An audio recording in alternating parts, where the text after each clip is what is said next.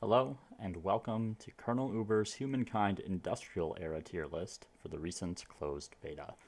I'm going to be discussing my tier list for the game's Industrial Era cultures in this last video of my 5-part series. You can find the Ancient through Early Modern tier list on a playlist on my channel. This video is long, but if you're interested in a shorter summary, check out the last timestamp in the description. For most of this video, we'll be talking about each culture and all the unique features they get, how they synergize with their affinity, how they combine with other cultures, both in earlier and later eras, how they scale up later into the game, some of the strategies they might use, and how they stack up with other cultures of the same era. Before we do any of the typical housekeeping, however, there is one thing that I need to discuss, because it is a significant change from other tier lists. When you reach the industrial era in Humankind, the requirements for era stars increase astronomically and become much more difficult to acquire. Many of the era stars that you achieve are only going to be achievable through conquest. And as you get later into the game, particularly the industrial era, and even a little bit in the pre-modern, it raises the value of emblematic units relative to the other facets of a culture. It also increases the value of anything that applies bonuses to combat strength. Combat becomes crucial in industrial. Conflicts are globe-spanning with massive armies facing off against each other, and the probability that you will lose if you haven't invested significantly in military infrastructure increases dramatically. While expansionists and militarists and others with effective combat units were still really good before, they are elevated to the next level in the industrial era because of the scope of conflicts and the sheer number of units that are being thrown against each other in the wars in the late game. A couple housekeeping items in case you haven't watched any of these tier lists already. First, here are some tier definitions. These are the definitions I'm using in order to place the different cultures into their respective tiers. I've discussed some of this at length in my ancient and a little bit in my classical era videos, but for the purposes of brevity, an S-tier culture is simply a culture that is excellent in every situation and considerably exceeds other cultures in at least one area.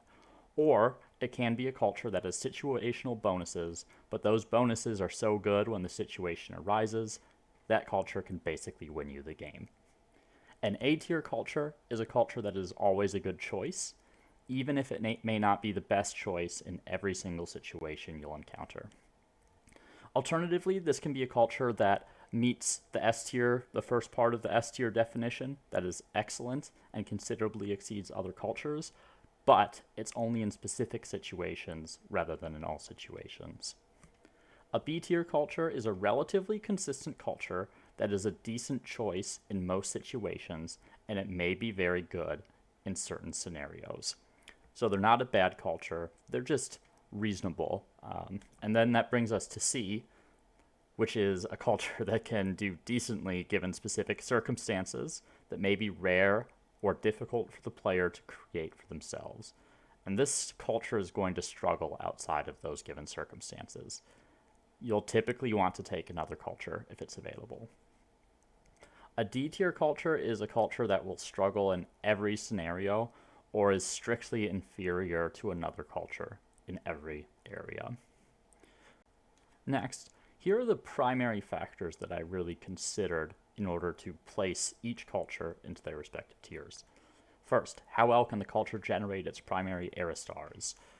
Your primary era stars generate you the most fame, and as such, you really want to generate them every single era that you possibly can. Number 2, how well can the culture generate other era stars? This opens up a little bit of versatility for the culture, so you can pursue some other strategies when you're able to generate other era stars. And other era stars generate you fame, which ultimately win you the game, so also an important consideration. Number 3 through number 6 is really how impactful are all the unique things that you get as that culture, the legacy trait, the unit, and the emblematic quarter. Number 6, how well do the culture's bonuses scale into later eras and combine with other cultures? Being that this is the industrial era tier list, there is not a lot of scaling left to do, and as you get later into the game, the benefits that you get need to be more immediately impactful. So we'll keep this in mind as we go through the tier list. Number 7, how strong is the culture relative to other cultures in the same era? While a culture that may have been really good in the ancient era, for instance the Hittites granting you +1 combat strength to all your units, this may not be as strong as some of the legacy traits that are available in the industrial era, and you would probably pick something else over that in most circumstances. So you want to compare it relative to what's available in the same era. Number 8, how well does this culture enable you to perform a strategy that other cultures cannot? When you open up unique abilities for you to take advantage of that other cultures can't do for whatever reason, or do much slower than you are able to, it allows you to push your advantage in certain aspects of the game, and that ultimately helps you win. Number 9, how strong is the culture's affinity? So this is regardless of the culture. Different affinities have different strength in different eras, depending on where in the game you are and what situation you're in, and that's something you want to consider as well, because those differ among the different cultures. Number 10, how well does the culture take advantage of its affinity? This one's a little more self-explanatory, but how well do the culture's abilities and traits synergize with the affinity that it has? Then finally, a few abbreviations that I may use throughout this video. First is combat strength, which represents the strength of your combat units. Emblematic quarter is an EQ, an emblematic unit. I may use EU. FIMS represents food, industry, influence, money, and science, and these are the core outputs of your civilization, while STAB is stability. I won't typically reference empire stability over city stability, but if I am referencing empire stability, I will make it clear. So with that, let's dive right in to our first culture, the Austro-Hungarians. The Austro-Hungarians are an aesthete culture, and I've talked about the aesthetes extensively in some of my other videos. Their affinity bonuses are a little bit odd. They always have cultural proximity to all other civilizations in the game, which has some benefits and drawbacks. The main benefit is that it's going to reduce enemy war support when they want to declare war on you, and it's going to make it easier for you to get treaties with the AI. Now, the Austro-Hungarians kind of get a 2-for-1 with their era trait. First, they get +2 influence on influence districts. And at first glance, this seems really good. Then you realize it's only on influence districts and not all districts. So it kind of brings you back down a bit, and it's a little unclear what actually counts as an influence district, because we haven't had much time with the industrial era yet to test how all these interactions work. So is an influence district just all districts that have a base output of influence, even if they're classed as another district, like the Greek amphitheater? Or is it just districts that primarily produce influence? I don't have an answer for you. Obviously, it's better the more districts it applies to, and a lot of the emblematic quarters throughout the course of the game tend to produce influence. So if it applies to all of those, then this is pretty good. And even if it doesn't apply to all of those, you're likely to have a fair number of districts that are going to benefit from this trait.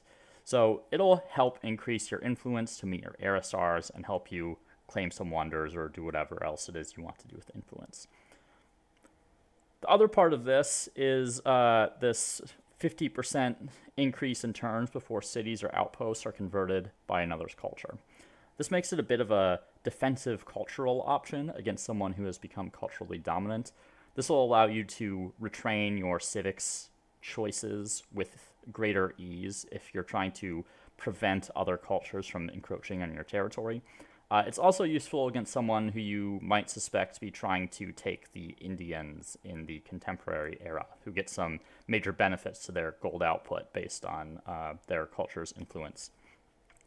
So it's just an okay rider, but combined, they make for a decent legacy trait.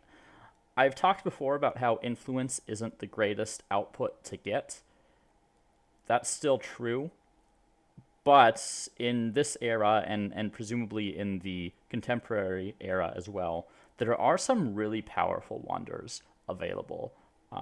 And most of the time, these wonders are going to far exceed some of the wonders that were available in previous eras. So it is worth generating influence to get a chance to claim those and moving into the contemporary as well. So let's talk about the emblematic quarter, which is the Opernhaus. So Opernhaus, the +5 influence isn't too much to be excited about. Presumably you'll get an extra +2 based on the legacy trait. But really, this is a stability district. And what a stability district it is. It gives +1 stability per district in your city. And 30 or even 40 districts in your city is very reasonable by now. And you can build the Opernhaus multiple times based on the number of territories that you have. So you'll easily be able to reach max stability in your cities with this. And you'll even get a little extra stability from adjacency. And 90 plus stability actually has quite a few benefits that can get overlooked because you're trying to manage your stability so much throughout the course of the game. Specifically, having 90 stability or more on your city doubles your influence production from pops, and it makes positive random events much more likely. And these positive random events actually increase all your outputs, though somewhat randomly. You can't control it as much. But it'll allow you to get positive buffs like overproductive or science investing that can add up to a fair portion of FIM's outputs over the course of the rest of the game.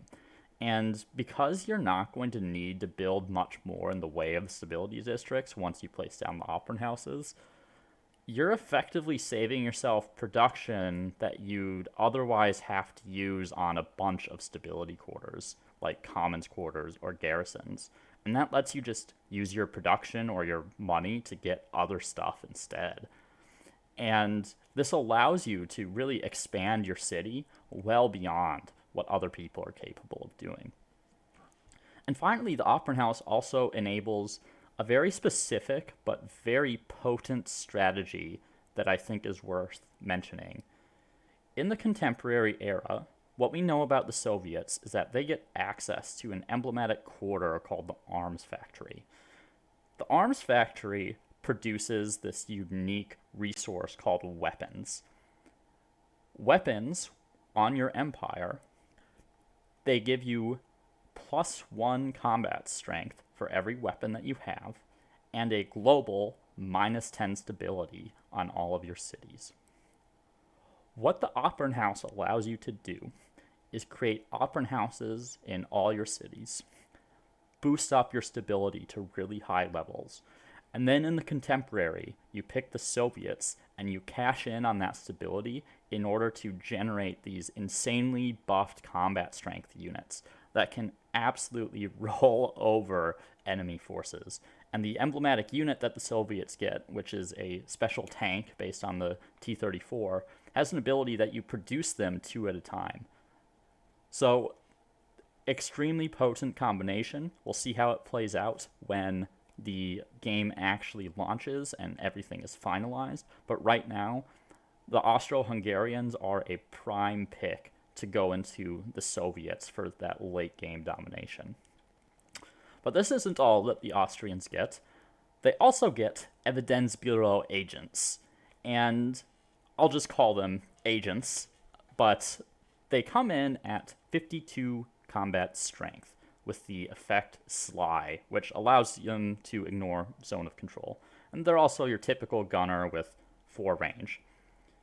They do unlock at guerrilla warfare, which is a little bit out of the way if you're focusing more on the bottom side of the tech tree with the military technologies. But if you want to go to artillery, you're probably going to go through this tech at some point anyway. So if you really want to get to these early, you'll have to prioritize a little bit. Although they come a little bit late, these Austrian secret agents of the industrial era forgo stealth for a different effect, and honestly, they're much better for it. They have a higher base combat strength than all the other infantry of the era, only losing out to Gatling elephants and cuirassiers overall, though later melee cavalry isn't really as comparable. I wouldn't make a direct comparison on their combat strength there. The pure combat strength alone on these guys is really enough to make you want to build them, because it's a pretty big advantage over most of the other units of the era.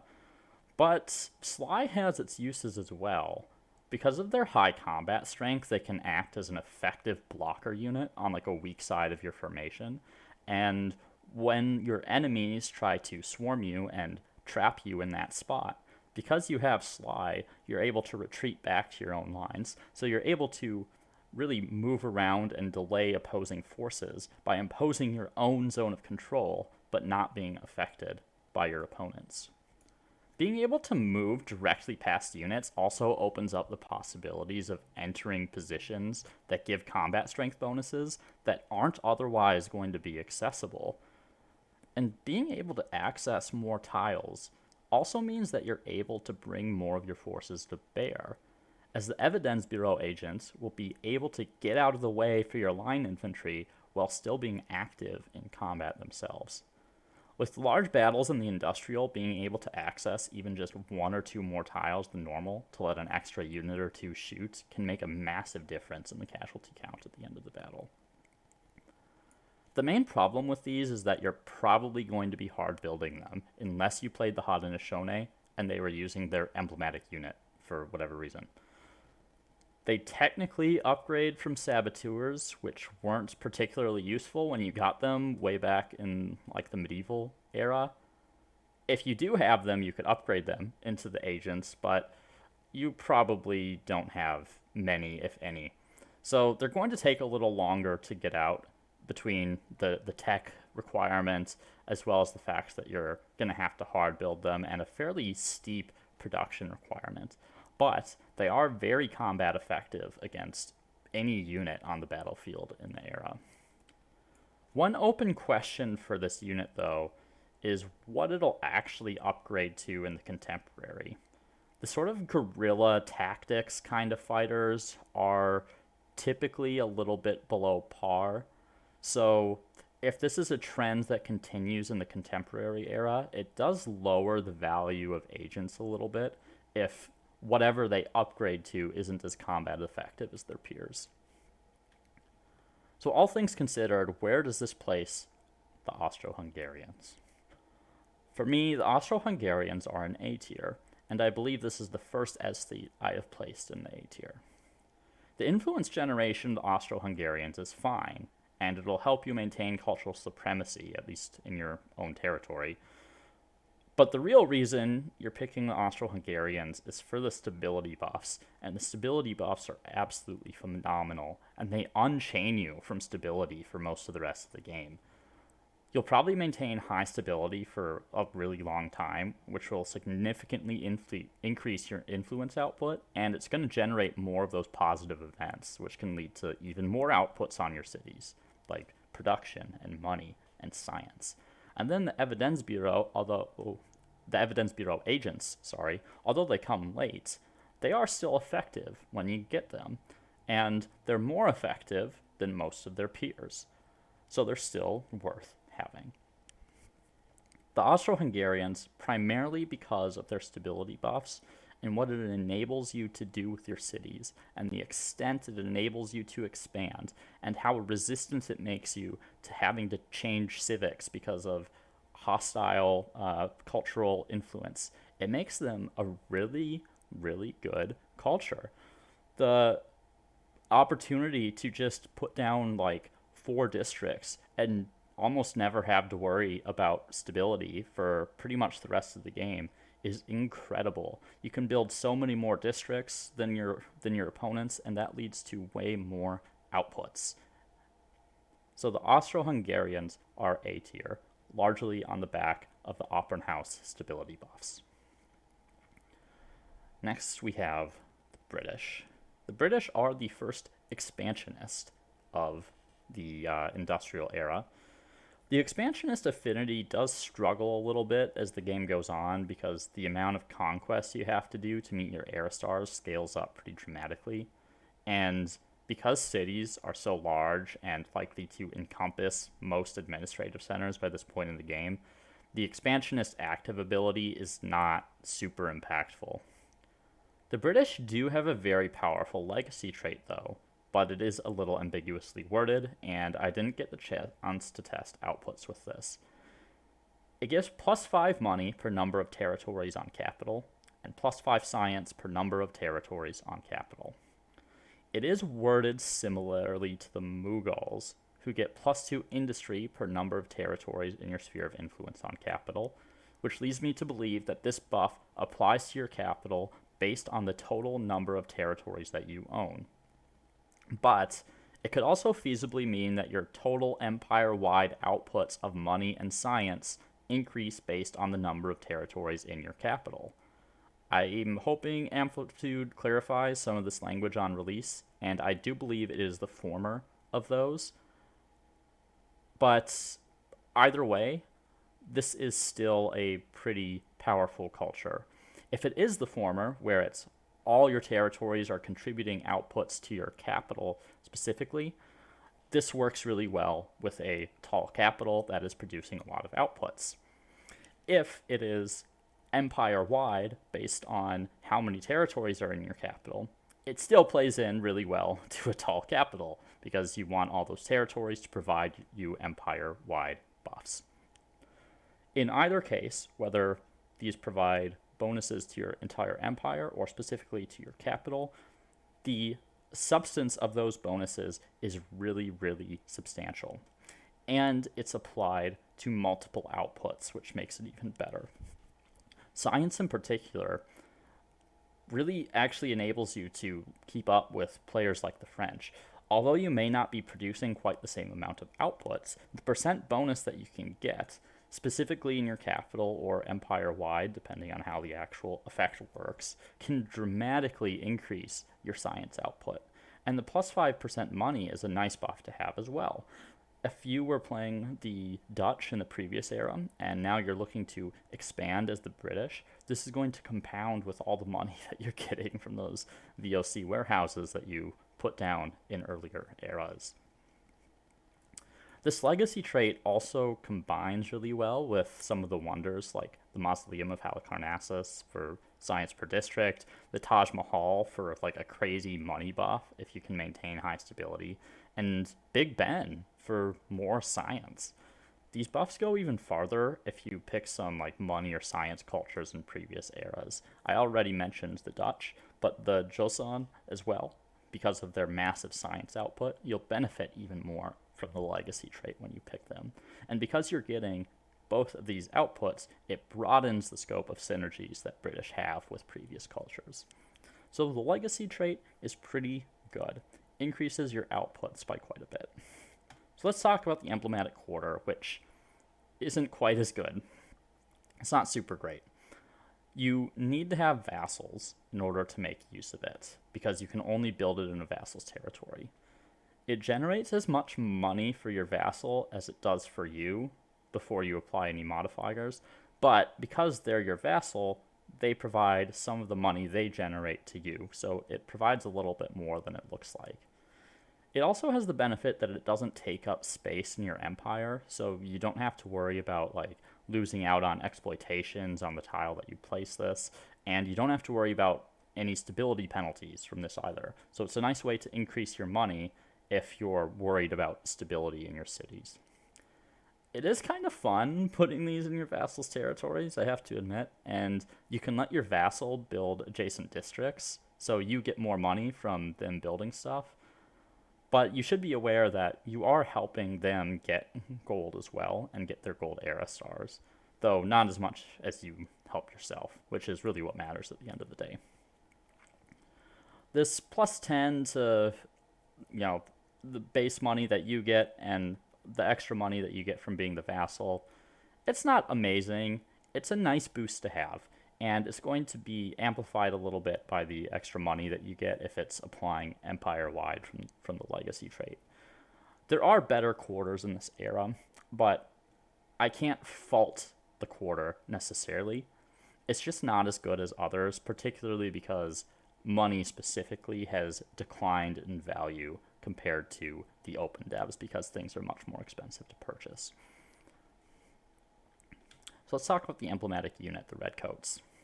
And honestly, the Redcoats are really good just for their combat strength and position in the tech tree alone.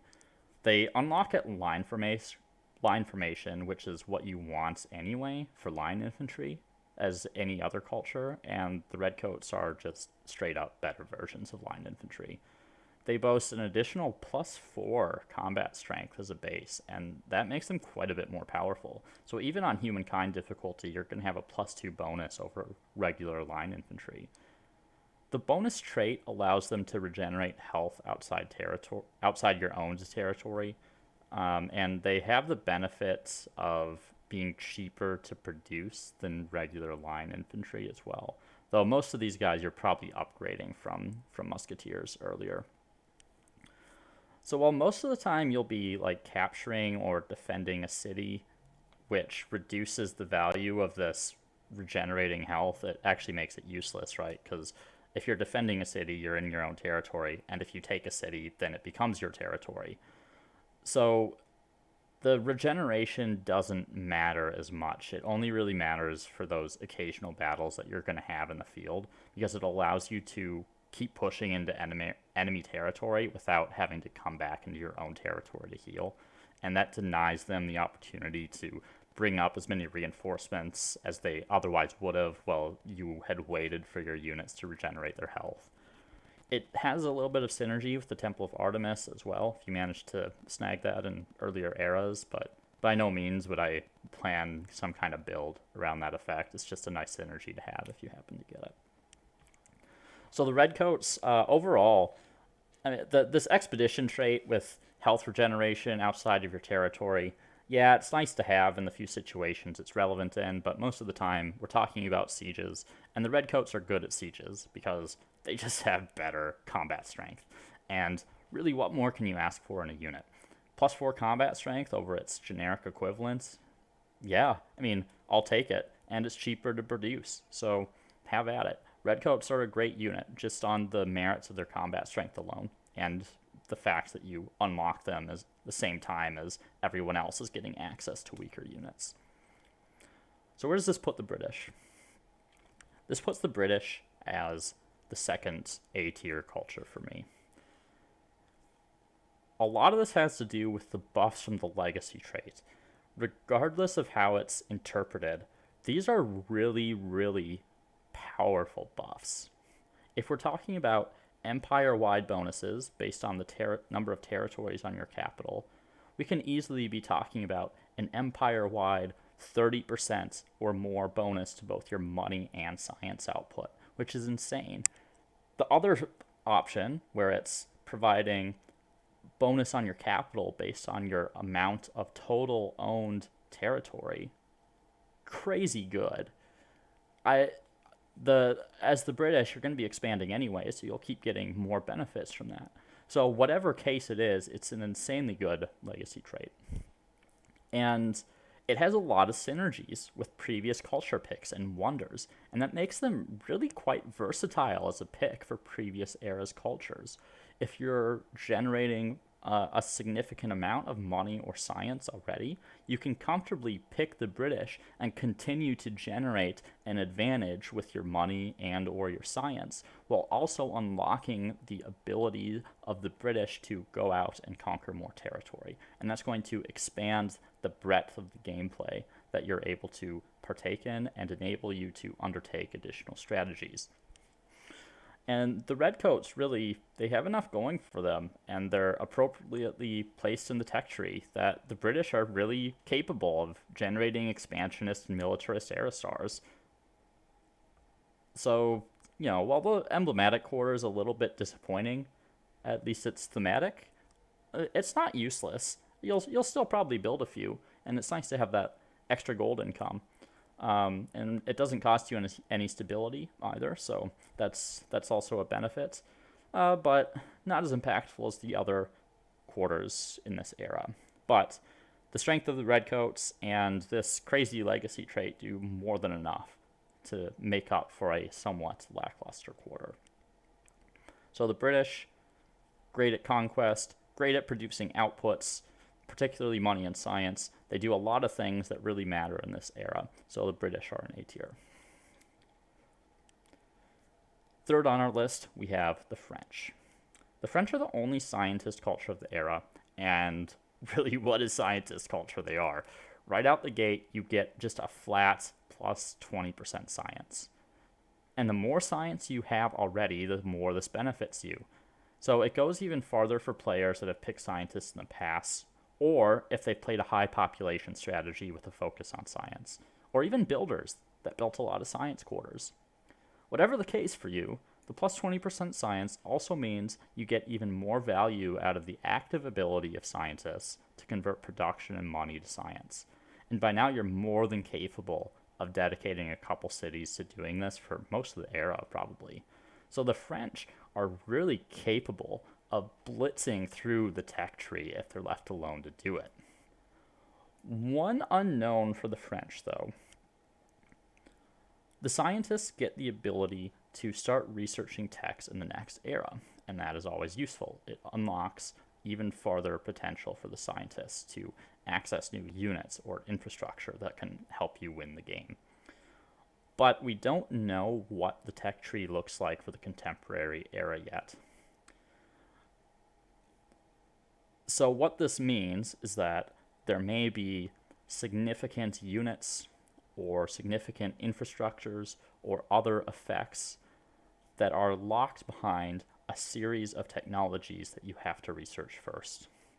Scientists are at their greatest advantage when the advantages you can get from the next era's technology are in the first tier of techs. We don't know if that's going to be the case yet for the French. If it is, it increases the value of the French. If it is not the case, or if those upgrades that you get are not super impactful, then it decreases the value of the French.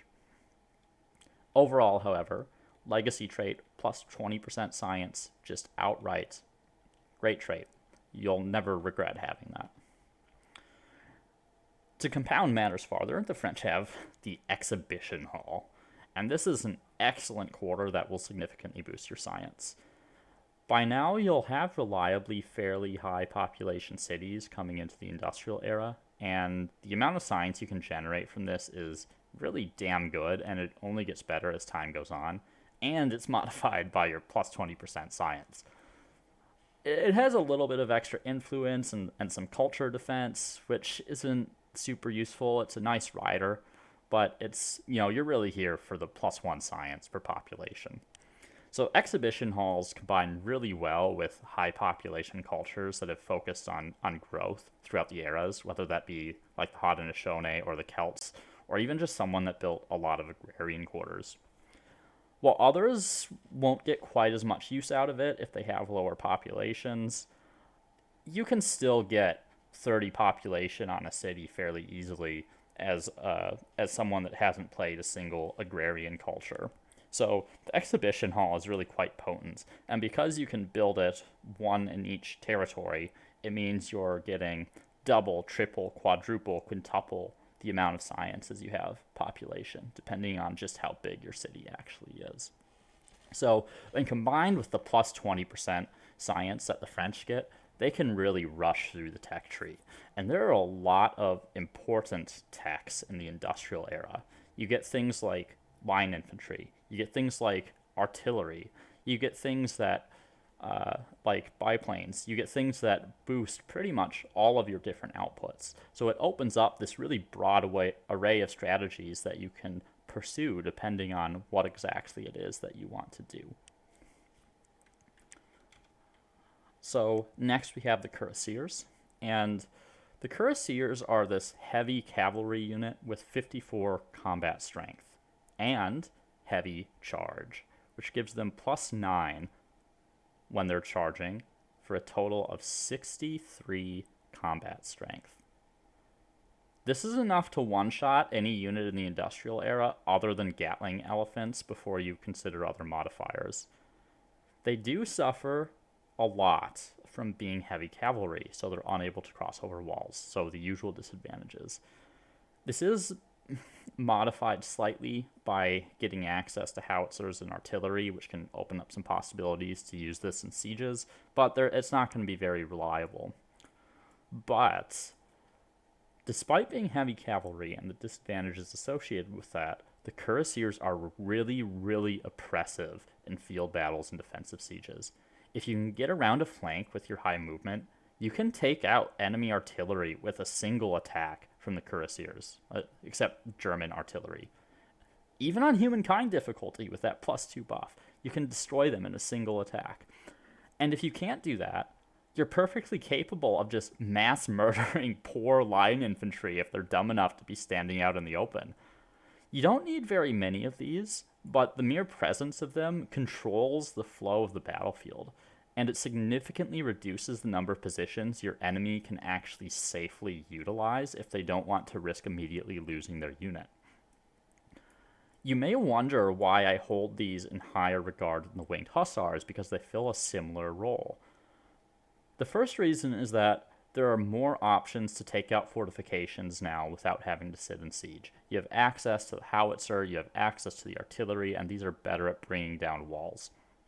So you don't have to wait around just because you have cuirassiers in your army. The other is that the cuirassiers are really oppressive in a way that winged hussars aren't, because the winged hussars lack the ability to really one-shot units later in the modern era, or the early modern era, like the musketeers. And they had to get through a line of halberdiers in order to do it, which were the targets they least wanted to hit. In the industrial era, pretty much everything is going to be a ranged unit, which makes everything a valuable target. And that includes the front line. And cuirassiers can instantly kill them with a charge. And that's before even you account for modifiers. There are some units that they can instantly kill with a charge, even when they're on high ground. So you do have to watch out a little bit when the enemy has machine guns, because if you get hit by one, you can only move or attack. You can't do both. And to get maximum benefit out of the cuirassiers, you do have to have that charge. So if you get hit by machine guns, you'll need to pull back behind your allied line and set up your charge for the next round. I should also mention that the production on the cuirassiers is really high, and that's for good reason. Thankfully, you'll only need to produce a couple of these to be really effective. So I wouldn't recommend having more than one in an army, and that's overkill. You really only need maybe 1 to 4, depending on just how big of battles you're fighting, just how powerful your enemy is. So where does this put the French? Some of you may be a little surprised I put the French in the A tier rather than the S tier, and I think you could make a pretty convincing argument for the French being an S tier, and because they're really an extremely powerful culture with the access to the tech tree that they have that a lot of others don't. They have this really potent science output, and the cuirassiers can be really good once you get them. Just make sure to budget some city production. Some of the strength of the French will depend on what the tech tree looks like for the contemporary, but even without that, their ability to clear the industrial tree quickly means they get access to units earlier, they get more infrastructure online, and they can boost their other outputs. And I do want to touch on this, though, because I've seen a lot of S-tier placement for the French from others. I think really what keeps the French out of the S-tier is just how good some of the other cultures in this era are, and how many benefits they provide to things that aren't really science. The other cultures in A tier, while they do things differently from the French, they do them really well, and they also have really potent bonuses. I mean, you could happily pick the French in every game and potentially win it every time. I just think there is something about 4X players in particular that leads us to really, really like science, because we want to build all the new units and the new stuff, and that's definitely a very important part of strategy. But if you played a lot of the French in the closed beta, I do recommend branching out and trying more cultures when the game comes out, And you'll see how good some of these other cultures can be, particularly once we start unlocking the ability to combine with some of the contemporary cultures. You'll find once the game is released, I think, that there are a lot of other situations where different cultures are going to serve you better, even if the French are perhaps a pretty consistent pick. Another thing to mention about the French specifically is that once you get to the end of the game, at the end of the contemporary era tech tree, science no longer provides you any benefit. So if you reach a point in a game where you have cleared the tech tree, all these benefits you're getting from the French no longer matter, and all the other benefits that you have to all your other outputs are much more important. That may be a niche scenario, but it is worth keeping in mind because the French come so late in the game. So next we have the Germans. The Germans are a militarist affinity, and this is just an okay affinity for most of the game. The bonus war support is pretty consistently nice to have throughout most of the eras, but in the industrial era, the militarist affinity unlocks this whole new world of cheese, because you can recruit conscripts with the click of a button. While these conscripts normally only appear during sieges in your siege defense, militarists can recruit them as an army, and they can do it over and over and over again. They are weaker strength, and you have to pay the pop cost in order to support them. But as the game goes on, battles are increasingly decided by the number of units on the battlefield rather than the quality. What quality matters in an equal fight, really the capacity of the different nations to support nearly global conflicts with constant reinforcements is what wins wars. It is your logistics that are going to win you the wars. While the militarists could technically do this before, what makes the conscripts special is that they are finally a gunner unit rather than a melee unit. Although weaker than the standard gunner, this matters less because they aren't retaliated against when they shoot. So what this does, it allows you to create just hordes upon hordes of conscripts. And it's a strategy that synergizes really well with high population, high growth cities to support this conscript spam. If you pick the Spanish in the last era, that also really increases their combat abilities, making them barely weaker than line infantry if they start their turn in enemy territory. Or even if you pick the Hittites back in the ancient era, boost their combat capacity fairly significantly. The strategy works even better if you're ahead of other players on technology, because then you have these conscripts up against musketeers or potentially even arquebuses, and that just evens the field. It gives you an even greater advantage with your greater numbers but more equal combat strength. While it doesn't sound like an effective strategy because conscripts are a little bit weaker, if there aren't any changes between now and release, I strongly suggest that you give it a try at release. If there is an upgrade to conscripts in the contemporary era, it may even be worth going into the contemporary era as the Germans so that you can continue your militarist unit spam, assuming that unit is sufficiently powerful relative to other units in the contemporary. There aren't any militarists in the contemporary, so if you want to spam your way to victory, you do have to era up as the Germans or the Zulu. And perhaps a great irony to this is that although the Germans are really good at spamming conscript units, and perfectly capable of building other units as well, mind you, the Germans are also one of the most effective counters to this conscript spam. The buff that the Germans get, the +3 combat strength to heavy units, or to heavy weapon units, I should say, makes siege artillery way more effective at shredding units from half a screen away, shredding units on the battlefield, wherever they are. And it makes them even more potent in sieges than they already were. If you can't afford siege artillery, the bonus applies to howitzers and mortars as well, which you probably have at least a few of running around. While we don't know what heavy weapons are available in the contemporary era yet, we do know that the Chinese get a heavy weapon unit, meaning there is likely to be at least one generic contemporary unit that this applies to as well. And honestly, this era trait is kind of like getting an extra emblematic unit for 2 eras in a row. The +3 combat strength is about comparable to an emblematic unit's advantage over its generic counterpart, and you'll get that advantage in both this industrial era that you pick the Germans and the next era, regardless of what you pick. And that can have a really significant impact on the battlefield because artillery is super powerful.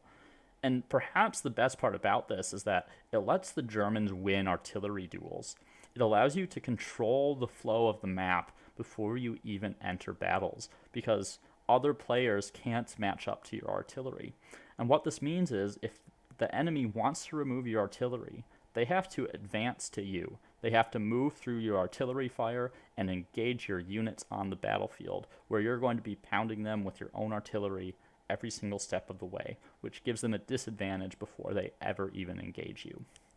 So the +3 combat strength on heavy weapons units, really good because of the strength of artillery and how it enables you to control the strategic level of the map.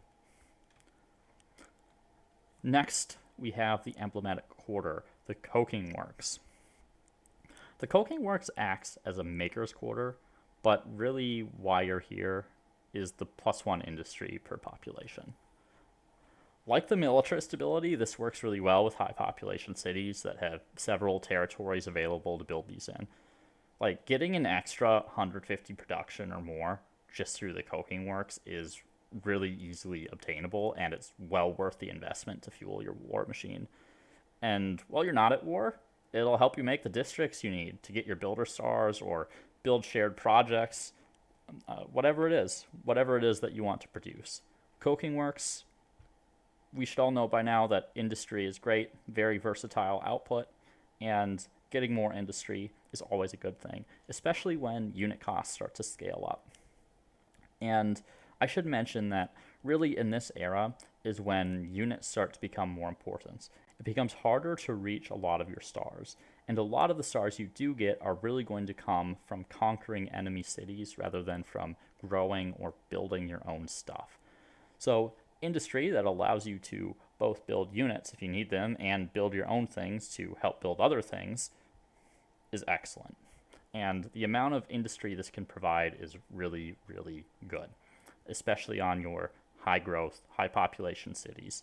Smack a few of these down and watch your industry go up.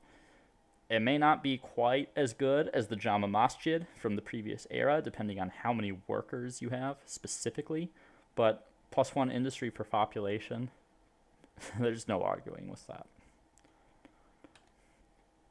So next we have the U-boat. And unfortunately, the Germans couldn't have it all, so they have the U-boat. Well, it's an iconic unit for the Germans, right, for the time period. Most games aren't going to see too much use out of this. There is a little caveat at this point in the game that conflicts can become globe spanning. So you can use the U-boat to recon foreign shores without the other player knowing, so you can set up an invasion, or to clear the way for some kind of intercontinental invasion force, which is really a serious possibility at this point in the game. So while the AI doesn't build much in the way of naval units, I do think this will have more value than some of the previous naval units due to just how large conflicts can become. In games that feature separate islands or archipelagos or other sea-heavy maps, this is going to be a top-tier unit. And the stealth, making it untargetable or unseen except by adjacent units, is quite potent at sea. There are going to be more empty tiles for you to make use of, and unlike land battles where you have these massive armies colliding against each other, because there isn't going to be as much investment in the sea, it becomes harder to actually locate your units. And it also makes them really good scouts as well. You can send them out to foreign shores and see what's going on. So the Germans, once again, placed in the A tier, the fourth culture to do so in the industrial. And honestly, the Germans really get everything they need to dominate the industrial era. They get more powerful artillery, which is a really potent combat bonus, and you don't even have to be in combat to make use of it. You just shell your enemies from afar. And it makes you better at counter batteries to remove enemy artillery. So if they want to take out your artillery, they have to come to you. They also offer the production they need to mass produce units. The coking works creates this really potent industry buff that your cities are going to make use of for the rest of the game. And it's going to help you build the units that you need in order to be militaristically dominant. But they also, as a militarist, can just spam out conscripts. So if you have these high population cities and you're clicking that button every turn, you're able to support these massive armies. And although they have weaker combat strength, because these conscripts are gunner units, you can easily overwhelm enemies just through sheer force of numbers. And while the U-boat has a little bit more value than some of the previous boat emblematic units, but particularly with the scale of conflicts increasing, a land unit would still be better. But honestly, the Germans don't need it. They're a really potent warfare culture. And if someone next to you has picked the Germans, you might want to do your best to try to cut off access to oil so that they can't get any artillery out. So our next culture, the Italians. The Italians are another aesthete, which I've covered already, so let's talk about the legacy trait. The legacy trait provides plus 10 stability on commons quarters, and it's a decent buff. You're likely to have a couple of these already, so you'll see some impact right away. The real kicker, though, is that it makes commons quarters half as expensive to produce, so you can absolutely churn out commons quarters. Once you pick this, you never really need to worry about stability again. Although it's less production effective than the Opernhaus that the Austrians get, unlike the Opernhaus, you can build as many of these as you want. And any cities that you conquer in the next era will be able to benefit, while the Austro-Hungarians don't have that option. They can't build the Opernhaus once they've advanced from the Austro-Hungarians. And like I mentioned before, stability is a major limiting factor to city size, and this is a pretty sizable buff. You can get clusters of commons quarters that are each providing like plus 40 stability per cluster in pretty short order because of how efficiently you can produce. And this allows you to support even more districts, or even just get yourself to high stability to enjoy the benefits it provides, like the positive events that produce more outputs or more influence production, or if you have the Taj Mahal, tons of money.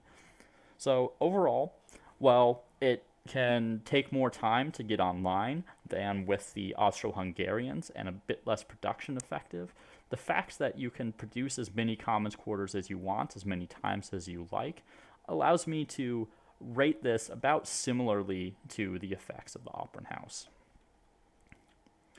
So let's talk about the emblematic quarter, the teatro, which I will just call a theater. The theater can make you a ton of influence. The more population, the better. Research is typically a priority for your population, so you're likely to get quite a bit there. Traders, perhaps not as much. You're getting +1 influence per each, though, for both researchers and for traders. So if you have a lot of pops and you're filling out your jobs, the level of influence this can provide is pretty damn good. Even with just 10 or 15 pops working in the relevant jobs, you can make a lot because you can build multiple theaters. So while influence is less valuable than other outputs, it does make you instantly competitive for some of the era's wonders, as well as for any wonders for the contemporary that may have even more powerful effects. This gets +2 influence per adjacent commons quarters as well. While you'll often ignore adjacency effects and you don't really need them here, if you do want some extra influence, your discount to commons quarters makes it pretty easy to achieve, and you'll be wanting to build those anyway for stability.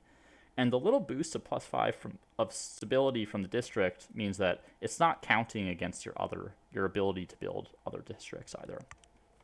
So the influence generation from the theater is really quite potent because you can stack its effects multiple times. It is probably the best influence generator in the game that we've seen so far. So if you want a lot of influence and you want your culture to be dominant and you want the benefits of the stability from the Commons Quarter and a little bit from the theater as well, the Italians are a great pick. But they also have this emblematic unit, the Alpini. And the Alpini may seem a little bit underwhelming at first glance. They're only +3 compared to line infantry, and they cost more to produce than redcoats, who have a +1 combat strength advantage over them. The Alpini do get an extra point of movement, but the real impact is from the cliffs crosser trait, which allows them to, well, cross cliffs.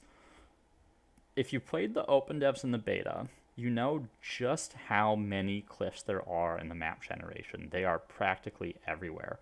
Almost every battle that you fight is going to involve at least one cliff somewhere on the field, and likely far more than just one. Cliffs frequently limit your tactical options, and it can make it difficult to get enemies out of choke points or high ground positions, and even prevent you from using all your units because you're limited in the number of spaces that you can occupy. Enter the Alpini. For the cost of 1 combat strength and the ability to regenerate an enemy territory, you get the ability to turn these sorts of situations on their head. You're able to more easily take high ground. You can flank enemies where they would normally be safe. You can equalize high ground advantages that your enemy may possess. And you can allow more units to be used on the battlefield at a given time. While you may not get use out of this trait in every single battle that you fight, the moments in which it is relevant, it is very, very relevant. And you absolutely do not want to fight the Italians if there are a lot of cliffs on the battlefield, unless you can occupy all the tiles that they would be able to climb over. But chances are, if you're in the cliffs, the Italians are attacking you. And even outside of those situations, the Alpini are competent combatants. They boast a reasonable advantage over the generic line infantry. So even if you don't get to use the Cliffs Crosser trait, and while they are weaker than the Redcoats, 1 for 1, their ability to cross over terrain that is otherwise inaccessible opens up so many tactical options that the Alpini are easily as good as the Redcoats, and in a lot of situations they're probably better. So where do I put the Italians? The Italians make up the 5th A-tier culture of the industrial era. And like the Austro-Hungarians, the Italians get just the right amount of influence, stability, and military capabilities to really breach that A-tier. Wonders at the stage can be really impactful, and the influence can help you nab one. Influence stars are also way harder to get now, so the extra influence generation will help ensure you're reaching those fame goals. The stability helps you get maximum outputs from all your cities and allows you to keep growing well beyond the capabilities of your opponents, and can really enable a powerful endgame strategy with the Soviets in the contemporary era, same as the Austro-Hungarians. The influence can also combo into the Indians really well as well, who get this insane money generation based on their sphere of influence, which your influence production helps you expand. The Italian combat unit, the Alpini, is also quite capable, and it comes with this powerful trait that's going to be really useful in a lot of situations. So the Italians, they get this nice unit, they get a lot of benefits to their stability that allows them to grow their city really effectively. They get a lot of influence to help them claim some wonders, perhaps, either in this era or the next, to expand their sphere of influence really rapidly. The Italians are great. They really are. They have so much flexibility because of the stability that their Commons Quarters can provide. And they're very capable of meeting all the different era stars. So the Italians, very similar sort of play style to the Austro-Hungarians, but a little bit different. They offer their benefits at different stages. So the Italians are another A-tier culture. So the next are the Mexicans. And The Mexicans are the agrarians of the industrial. The agrarian affinity isn't quite what it used to be in earlier eras, but stealing pops is still always a positive thing, particularly because you're more likely to have more cities that border enemy territory now. It also allows you to circumvent some of the growth restrictions a little bit. Say you're growing at kind of a slow rate, you can steal some pops to keep boosting your pop. Like the French with science, the Mexicans get a plus 20% food bonus on all cities. Unlike with science, though, where science rolls over to the next tech, cities are capped to growing at plus 1 population per turn.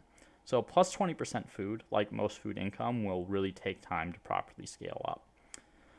Food income is really about increasing the max capacity of your city. And plus 20% food doesn't translate to plus 20% more pops, since the maintenance of pops scales as you get more. But the higher the food output is, the more food you get out of this. But there is a point at which the extra growth is redundant, and your growth is going to be slowing considerably, even when you have this plus 20% food buff.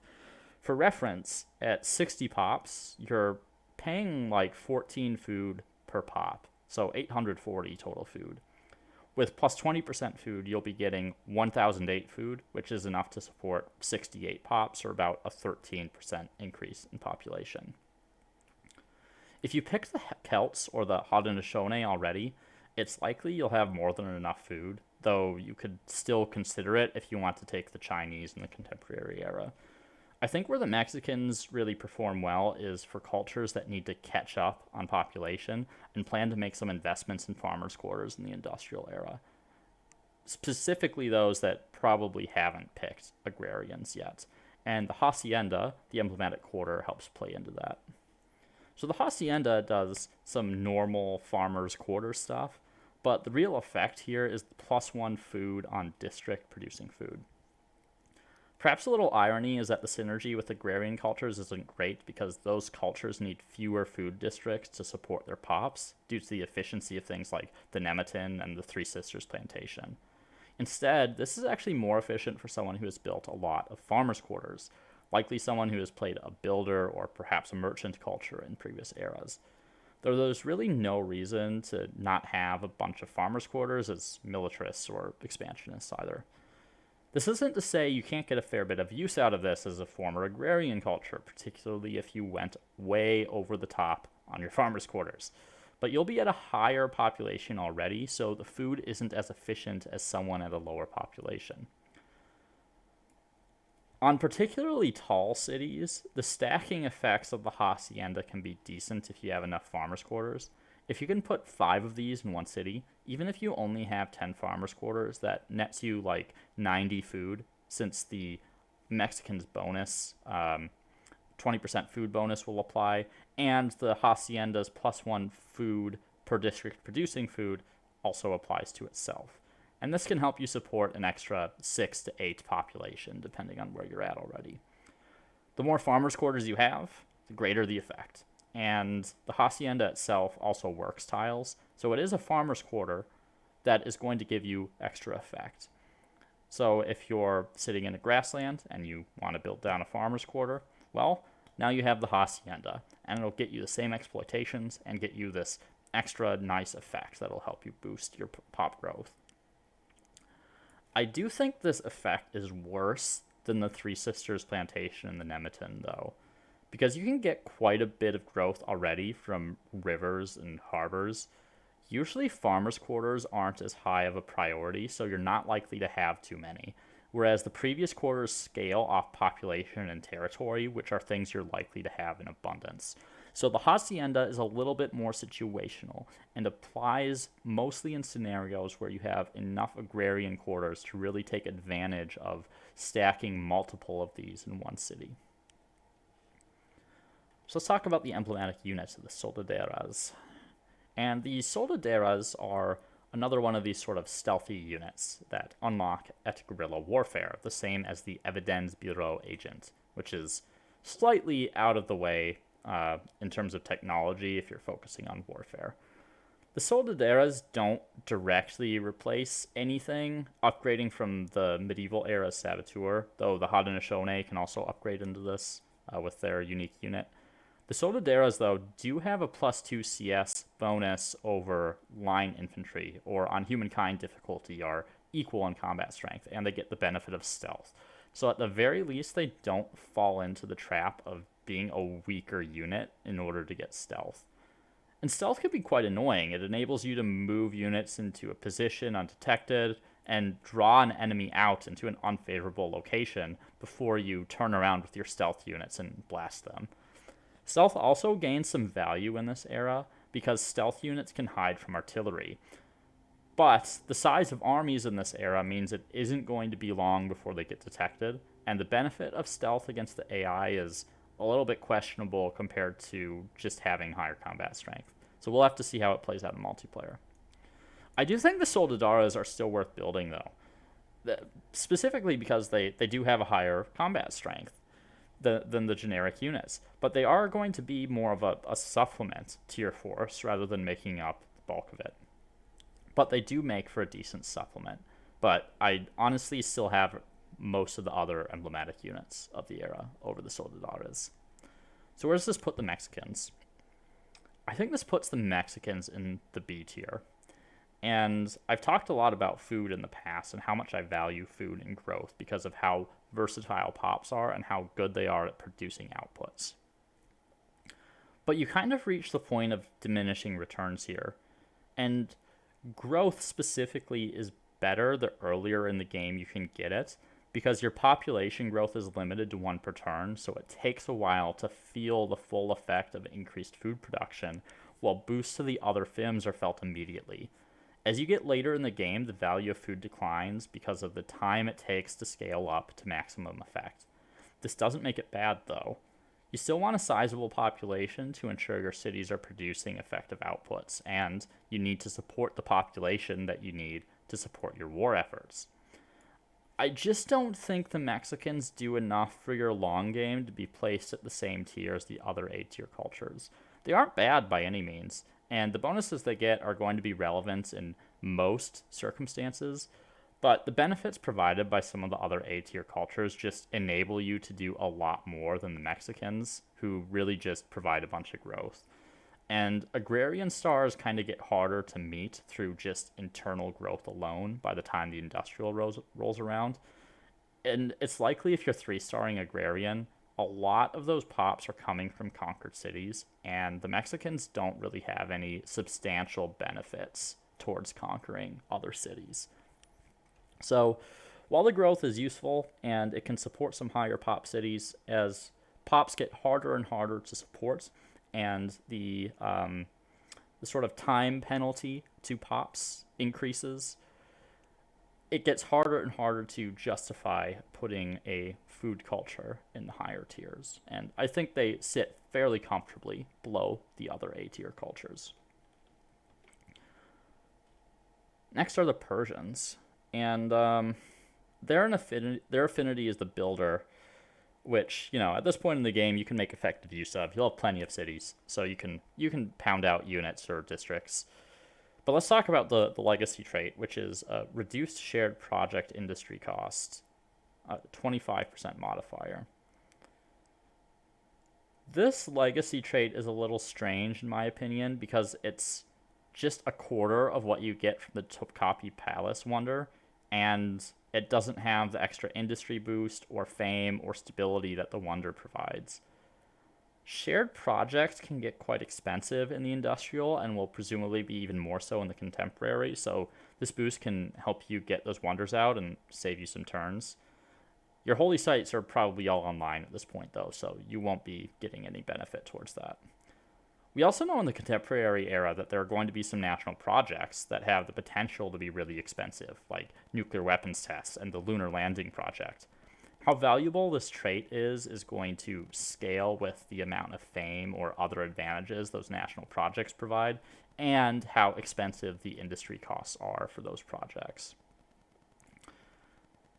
But to take full advantage of this trait, you do need to have influence in order to claim Wonders. So you'll need to have picked some high influence output cultures in the previous era, like the Ming or the Edo Japanese. And you'll have to hope that the AI hasn't rocketed into the contemporary and claimed all the wonders that you want before you even have the chance to get there. Particularly with a culture that gives you no benefits towards actually claiming wonders, I just don't see that much value in this trait unless some of the wonders or shared projects in the contemporary era are just outrageously expensive. But even then, why not just try to get the Topkapi Palace if it's available and just choose another culture if your strategy revolves around building a bunch of wonders and doing national projects? Admittedly, this can be somewhat hard against Humankind AI as they tend to claim all the wonders, so at least the Persians might be semi-regularly available to you. It's just that this legacy trait is like 20% as good as a wonder that you could have gotten before. So we'll see how this scales up into later eras, but my opinion of it is not great for the time being. So hopefully they redeem themselves with their emblematic quarter, the Caravanserai. Now this is an interesting district. It acts as both a market and a maker's quarter. It gives you a little bit of money and industry, and it exploits money and industry on adjacent tiles, though we have yet to see any tiles that actually produce money. Well, you could use it kind of like a toned-down hamlet for just production, since it doesn't require an adjacent district. That's probably a waste of it. Where it gets really good is that it applies Swift to armies that are located on the district. And Swift is an army buff that lasts 10 turns and provides +2 movement to your units. This does come in an era where trains become available, and you'll probably want plenty of train stations if you're in a large empire. So the Caravanserai has much more limited use on defense, as trains are much more efficient. Where it comes into play is really placing these near a border with an opponent, potentially next to a train station or other location where your units are likely to be hanging out anyway. Then when you declare war on an opponent, you can make use of the extra movement to swiftly attack cities and bring up reinforcements more quickly. As the size of conflict expands, particularly in the industrial era, movement does actually become a little more useful. You'll be pushing much deeper into enemy territory in order to win wars, and you'll likely need to reinforce your armies at some point. This can give you a bit of a strategic advantage over your opponents in the opening rush and with your logistics throughout the war. Would I rather have this compared to just having more outputs? To be honest, I'm not really sure. While I can see the value of Swift as conflict scales up to these massive proportions, I still feel like just having plain old outputs are typically going to be more important. The Caravanserai can enable you to play really aggressively, though, so credit to it for enabling some strategy that other cultures can't perform. I find it hard to rate because it's pretty easy to roll over the AI by this point of the game anyway without these, and other cultures just provide more benefits that are going to help you win the game better. AI improvements may help increase the value of this if those occur, and I could see it being kind of useful in multiplayer as well. Is it useful enough in multiplayer to justify over some of the other quarters available in the industrial era? It's hard to say, and I think it's going to depend on the effect to which you can use your emblematic unit, which let's talk about that real quick.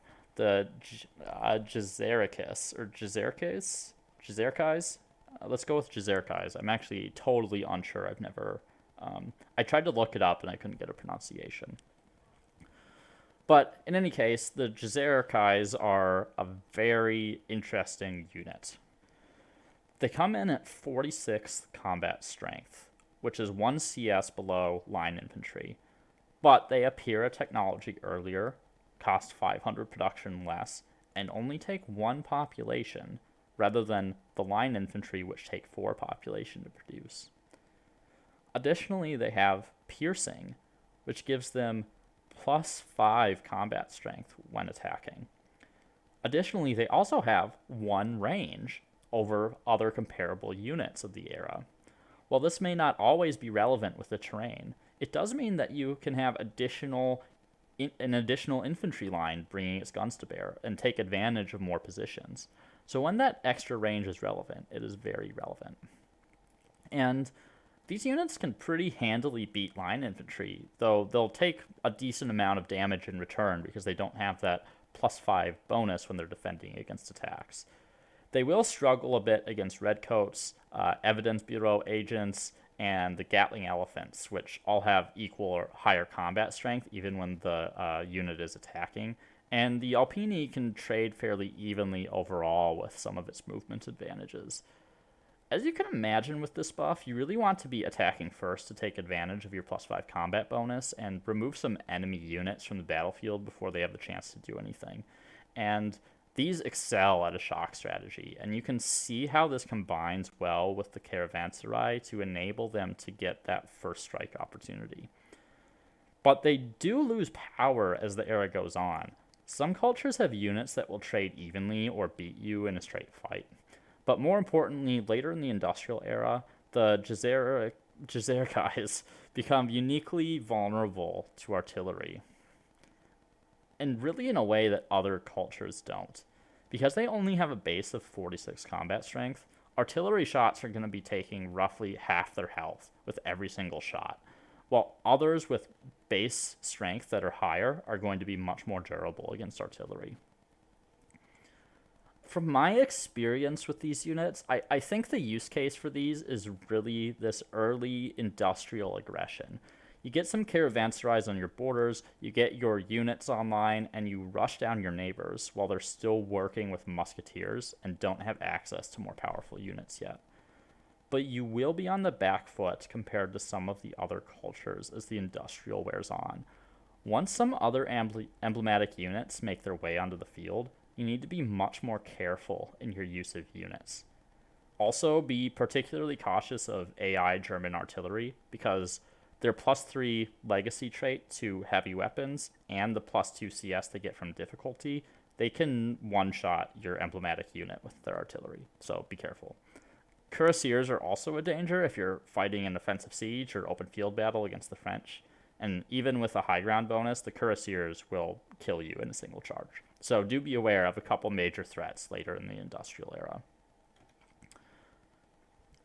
So I placed the Persians in the B tier. The Persians are a bit of an odd culture. There exists some obvious synergy between the Caravanserai and the Jazerkais at the start of the era, enabling the Persians to play quite aggressively as the industrial kicks off, thanks to early access to a fairly powerful emblematic unit. Your buff to speed and your attack bonuses will let you just slaughter anyone still using musketeers, and the regular line infantry will have to be highly defensive against you if they still want to win battles. They start to falter as the era wears on, though, and more powerful units come online. Redcoats and Alpini in particular aren't that far behind in terms of technology, and Evidence Bureau agents can be out pretty quickly, too, if the Austrians focus on that part of the tree. There is a fairly tight window to make the most use of this, so if your neighbors are ahead of you on science, the Persians are probably not going to be the best culture for you to pick. The 25% production bonus toward shared projects is nice to have, I suppose, but it's really not as impactful as most of the other legacy traits unless there are some serious production numbers involved in contemporary era wonders and the national projects. But even then, if those are a key part of your strategy, you're better off just trying to focus on getting the Topkapi Palace earlier in the game, rather than picking the Persians. There is a bit of inherent tension here. The Builder's Affinity does let you produce units really efficiently if you want to churn out an army, and just be sure not to dip your population too low. And the Jazerkais enable some really effective early industrial aggression. But the plus 25% bonus to production on shared projects is really more suited for a pacifist playstyle that is focused on claiming wonders and generating influence, and even then there aren't that many wonders left in the game at this point. So overall, I had a really hard time rating the Persians. They kind of felt a little odd to play. You can make really deadly use of them in a capacity similar to the Ottomans, but the Jazerkais don't remain as dominant for as long as the Janissaries do. There is some synergy here with the Spanish and offensive wars, which will boost your units up to 49 base strength and 54 when attacking, which is pretty damn good. I just don't think the Jacericais are dominant enough for long enough to warrant an A tier here. But I do see a lot of potential for particular strategies that can be really effective. Of all the cultures I've rated, I think the Persians have the most potential to really move between tiers between now and release. If you're really far ahead on science and have an influence bank to claim a wonder as you enter the industrial, the Persians can be really damn good. On the other hand, if you're entering the era behind others, the wonders are already going to be claimed, and you won't have that tech advantage you need to make full use of your unit. So at the end of the day, the Persians kind of just feel like a win more culture for when you're already ahead, and won't do much to help you catch up when you're behind. But other cultures can kind of win more just as effectively, while also providing benefits that help you catch up if you need them. Where I'm uncertain of how the Persians will play is in a relatively equal game. The window is tight, but I do think a good player can make good use of the Jacericais to win an early war. But I don't think that capability alone is enough to warrant an A tier. So I think the Persians are a solid culture. I wish the 25% production towards the shared projects were different, honestly. But if you want to focus on winning an early war, and you have the bank to claim one of the wonders that you need in the industrial, which can be quite powerful, and perhaps you're focusing on some of the national projects or want to claim a wonder in the contemporary, the Persians are a decent pick. Next, we have the Russians. The Russians are an expansionist, which I've already discussed, so let's talk about the legacy trait. The legacy trait can be pretty potent for the Russians if you're playing a culture with a lot of territory. This legacy trait suffers from some of the same bad wording of some of the other traits, and I haven't actually been able to test it to gauge how it really functions. The possible interpretations here is that you get plus 10 experience when you make a unit in any city based on the total number of territories that you own. The other is that you get plus 10 experience on creating a unit per number of territories in the city that it is created in. Obviously, the first is way, way better than the second. And for the Russians' sake, I hope it is the first because they really need it. Either way, this is probably the only good part about the Russians. Getting a bunch of experience out of the gate means combat strength bonuses on all your units. Unfortunately, it isn't going to do anything for units that already exist, which are going to be a pretty sizable number of troops at this point in the game. The usefulness of this caps, though, because other players are perfectly capable of getting experience on their units too through combat, so you'll have a short-term advantage for your new units out of the gate, but enemy units will gradually catch up and nullify your advantage. It will still help you do more damage earlier, and help you compete against some of the veteran armies running around at this point in the game. It does make all your generic units a little bit stronger out of the gate, even if their max combat capacity isn't any different, but it allows you to use them more effectively earlier. So overall, it's an okay legacy trait. Honestly, I think for the industrial era, particularly compared to some of the other legacy traits in this era, they could have done a lot better. Let's move on to the Sobor, which is the emblematic quarter. And the Sobor is not very good. It provides a little extra faith, which isn't that impactful at this point in the game. Health regeneration on units is fine, but it means you're on the defense to make use of it. There is perhaps like a niche scenario where you have a field battle in enemy territory at like the start of a war and you need to retreat to heal, but that's about it. You can't push these forward as you capture cities, since occupied cities can't produce anything. And once you've occupied a city, you get the fast healing of friendly territory anyway. So is saving a couple turns of healing, which is already pretty fast in friendly territory, really worth building this emblematic quarter? For me, not really. I'd rather just have like redcoats in the Temple of Artemis if you're really into more health regeneration, or even like the Zulu. This is just... The Sobor is something that you can only really make use of on the defensive. And as an expansionist culture that should be going out and conquering other cities, it doesn't provide you any yields that you need to do anything. It just gives you this regen for after you win a siege, which is really hard to take advantage of. It's not like you're in enemy territory to go and immediately siege a city. So the Civil War, while you can, stack multiple of these and get some decent health regeneration, your health regeneration is already so fast, and the ways in which you can use the Civil War so limited that it ends up only really saving you a couple turns over the course of the game, and it's just not worth it. So how about the emblematic unit, the Cossacks? Surely these have to be good, right? Well, no. The Cossacks are honestly a pretty poorly designed unit.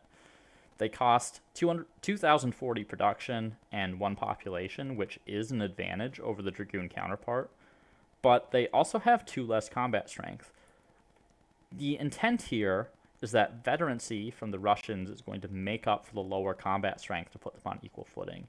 But it's not like Dragoons can't have veterancy, and it's pretty likely that they do, because some of them are undoubtedly going to be upgraded from previous eras. Like, sure, the Cossacks are cheaper to produce, but so what? Ranged cavalry has its niche, but the industrial era really sees cavalry take a back seat like never before because of differences in combat strength compared to infantry, power of artillery, and the fact that cities can get so big that being a ranged unit isn't enough to overcome the disadvantage of being unable to scale walls. The Cossacks need 2 veterancy levels to be equal to Dragoons and 3 to surpass them in combat strength. If you're playing against the AI on Humankind difficulty, the Dragoons will always be stronger than you, even if you have max veterancy on your Cossacks. And because the Cossacks replace Dragoons, any unit that you would upgrade into Dragoons are instead being upgraded to this lower combat strength unit that aren't as effective. So what's the benefit of the Cossack? That you can make more of them? I mean, yeah, I suppose, but if you want to siege down cities, which is really what you need to do in the industrial era, you need artillery and you need infantry. And while these move and fire ranged units have their role, they're not potent enough to make up the bulk of your force. And the Cossacks are just lower strength than the Dragoons.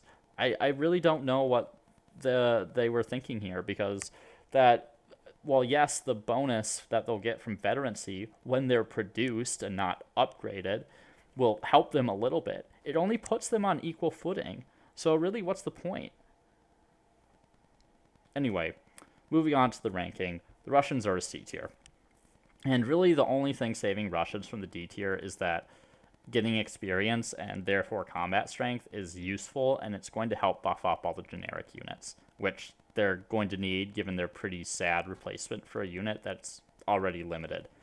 Sure, you can have like this big swarm of Cossacks, but you'll be looking for field battles that make up a vanishingly small number of battles as the game goes on, and cities just keep getting bigger and bigger. And the Sobor, the emblematic quarter, is so situational that it's oftentimes not going to be worth building, and if you are building it, you're probably already losing the game.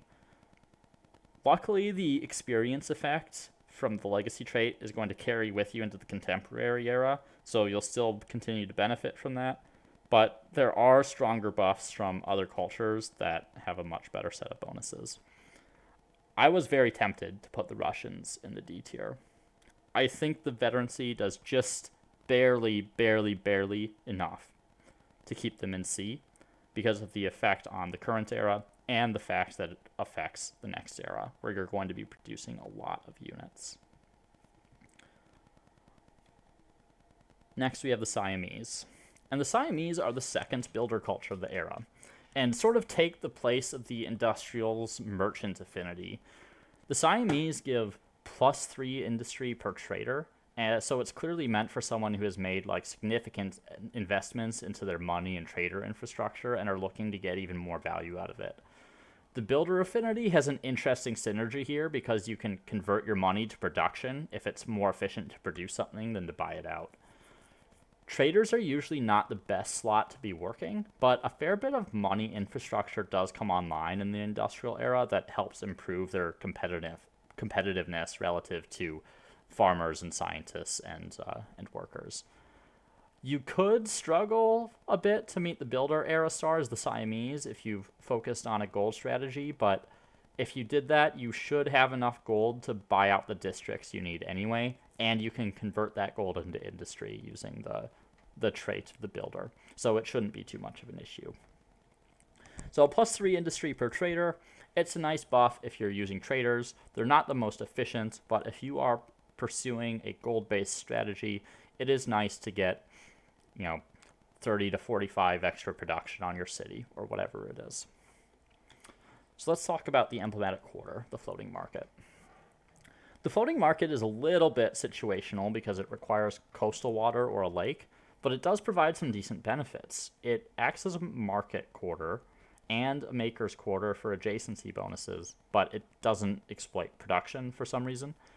At any rate, it also gets you a very small amount of industry, but what you're really building this for is the +1 money per population.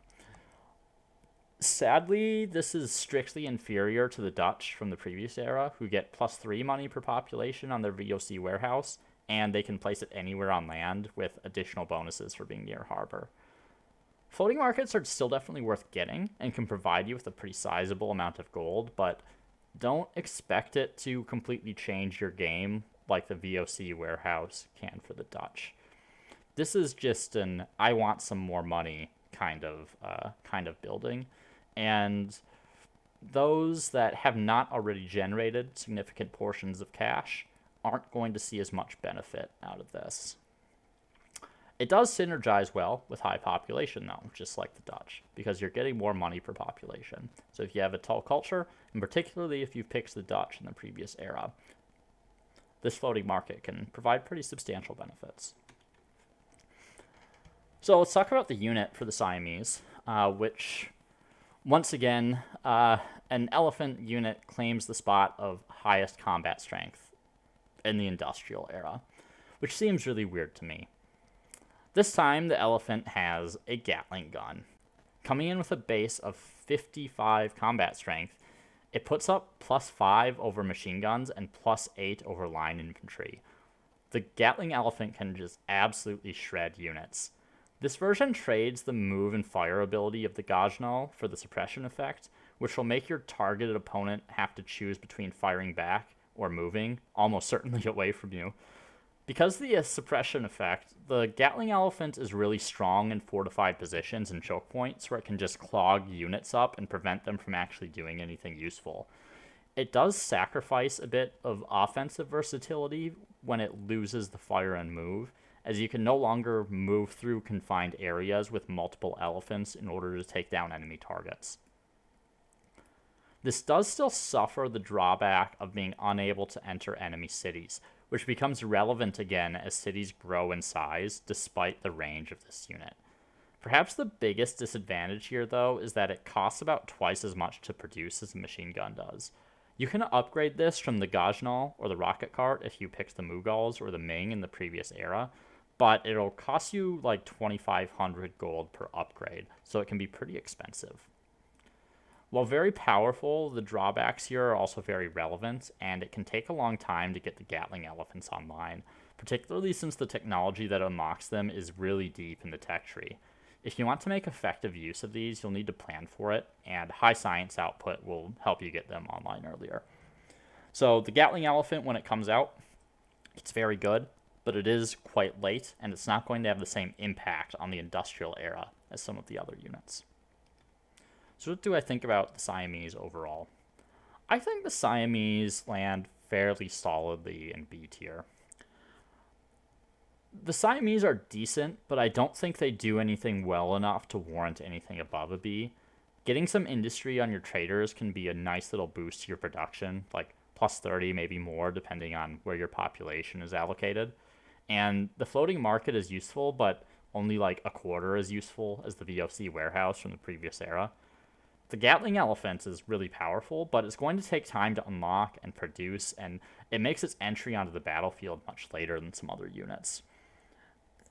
I think the Siamese are a decent choice for a particular play style that has gone for this high pop, high money generation, and you probably won't pick them a lot outside of that strategy unless you have something very particular in mind. They do supplement that strategy really well, though, probably better than most of the other cultures of the era. And you'll get some decent benefits out of the Siamese, but those benefits in most cases may not have as much impact as some of the other cultures' benefits. And when they do have as much impact, it's only as much impact and probably not more. So the Siamese, pretty straightforward. Unfortunately, I think they fall into the B tier as much as I'd like to put them in the A tier. Finally, we have the Zulu. The Zulu are the other militarist besides the Germans for the industrial, which grants them access to the relatively powerful conscript spam.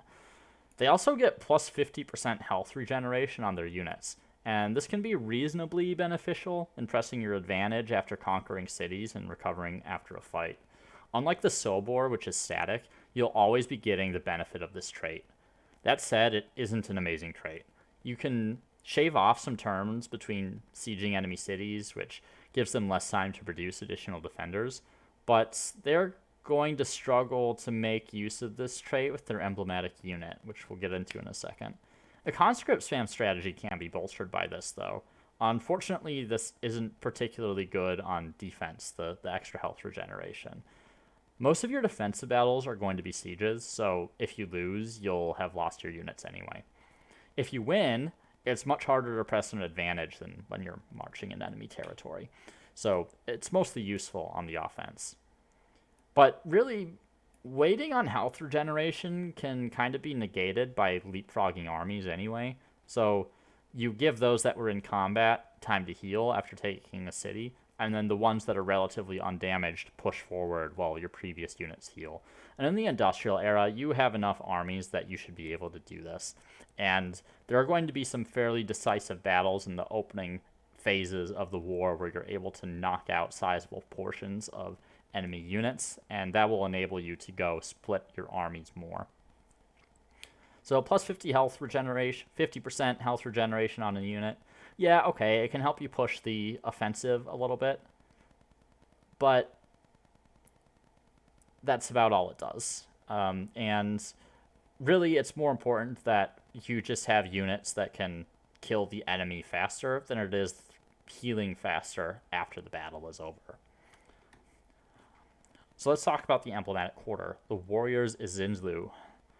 The Warriors Izinzlu kind of forgoes the typical fortification of a garrison in exchange for granting plus 4 combat strength for units on or adjacent to the district. To be honest, I like this more than a normal garrison. Plus 4 combat strength can be a pretty serious difference for units when you're defending. Of course, this is a district that suffers from the same problem as a garrison where it's static. And it is a district that you build to stem the tide of bleeding rather than a district that you build to try to win the game. If you're making these, you're probably losing. If you're proactive and are able to put one down in a vulnerable city before your enemies show up, you may find they can make a reasonably effective bastion, though, and prevent you from losing a city. But overall, this doesn't provide you substantial bonuses to most of the things that you want to be doing in the era. So just like other garrisons, I rate it pretty low, even though I think it is a slightly better garrison than most others. So, moving quickly through that emblematic quarter, let's talk about the Impi, the emblematic unit. The Impi suffers from a design problem. Yes, they attack stronger units with a combat strength bonus. But on Humankind difficulty, this only makes them equal to line infantry. Because they're melee, and you can only use a single line of these at a time, your enemy is going to just outclass you if you try to go for a swarm strategy, because they'll just shoot you to death without the chance for retaliation. And every time you attack, you're retaliated against. So your health is going to drain twice as fast. They have some limited use against musketeers, where they'll have like an extra +1 strength over them on Humankind difficulty. But the fact that your warriors will just get annihilated by a multi-tile deep gun line still makes that use very limited. Like, there's a reason that melee combat declined really rapidly with the rise of gunpowder, and the Impy shows us why that is. The ability to bring more firepower to bear at range than in a melee makes any force much more combat effective, as you can utilize more manpower at the same time from a safe distance and with more lethality. And the Impy it doesn't do enough to be worth it. I'd rather have musketeers 100% of the time over an Impy. And while it doesn't have any resource requirements, well, neither do line infantry. And although you don't need any technology to unlock the Impy, so you can get it as soon as you advance to the industrial, it hardly has any benefits over the previous era's units. Like +1 combat strength over your opponent when you attack them in melee, and then they just shoot you back with all their guns. The era of melee combatants is over in the industrial era, and the Impy is trying to be ham-fisted into this era where gunpowder and artillery and machine guns exist, and it just does not work. If it had come maybe an era earlier, it would have been useful, but in the industrial era, it is the worst emblematic unit in the game, which is not in the game. Maybe it is for the era it exists in, but it is the worst emblematic unit in the era. And that is really, really unfortunate for militarist culture. You may have expected me to put the Zulu in the D. And really the reason to pick the Zulu is if you're leaning into a conscript spam strategy and Germany is already taken. And that's kind of the only reason they're in C rather than D. The strategy can be pretty effective, but the Zulu just don't do enough for your game when you get them. The health regeneration is like okay, but is really going to require you to be going on the offensive to make effective use of it. Something that the Zulu really lack the ability to do with their emblematic unit. The Impy are just so desperately outdated as melee infantry by the time you get them. Like, sure, you unlock them right away, but they're less effective than musketeers in pretty much every situation due to the lack of range, let alone, like, line infantry and machine guns and artillery that show up in the industrial era, and you're charging at your enemy with spears? I don't think so. The emblematic quarter can be an okay bastion that can help you hold a city against an aggressive neighbor, but it is a district that you build to not lose, rather than a district that you build to win. And you should be trying to win the game. Like I said, really the only thing that keeps the Zulu from D tier is that their quarter can do just enough on defense in the right situation to save a city, and unlike anyone else that isn't a militarist, they can spam conscripts, which can actually be a legitimate, powerful strategy. The Germans just do it way better, and all the other cultures are going to offer you way better bonuses than you get from the Zulu. So that's why I put the Zulu in the Z tier. In the C tier, not the Z tier.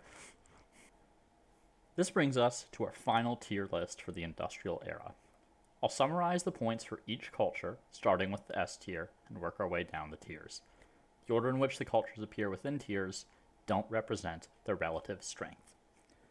There are no S tier cultures in the industrial era, and this says a lot about the merits of those clustered in the A tier.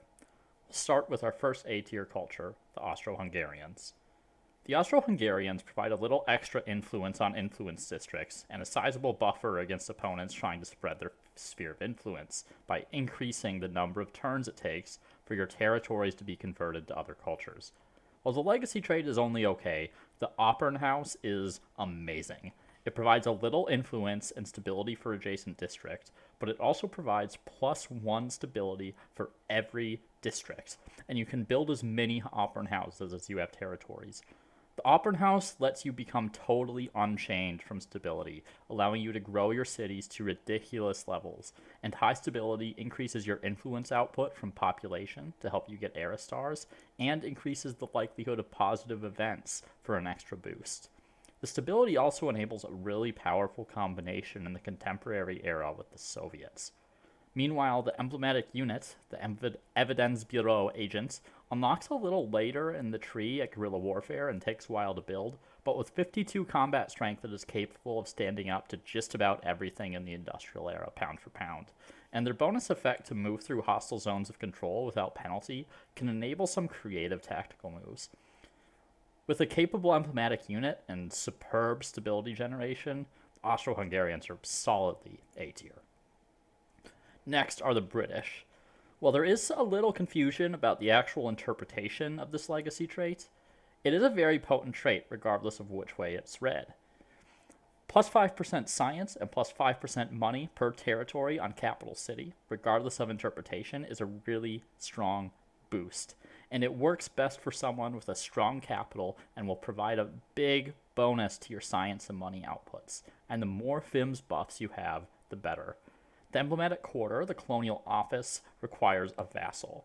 You place the office in their territory, and you get 10 gold. Your vassal also gets some gold, but because they're a vassal, part of that is paid to you. It isn't amazing, but it doesn't require stability, so it is worth building if you want to boost your money. You can get a sizable chunk of change if you're building them in all your vassals' territories, but you'll lose money if they ever break off from becoming your vassal. The British, importantly, have access to the powerful Redcoats, with 51 base combat strength and unlocking at the same time everyone else is getting line infantry. The sheer combat strength of the Redcoats and relative accessibility in the tech tree make them extremely potent and really capable of pursuing your dreams of world domination.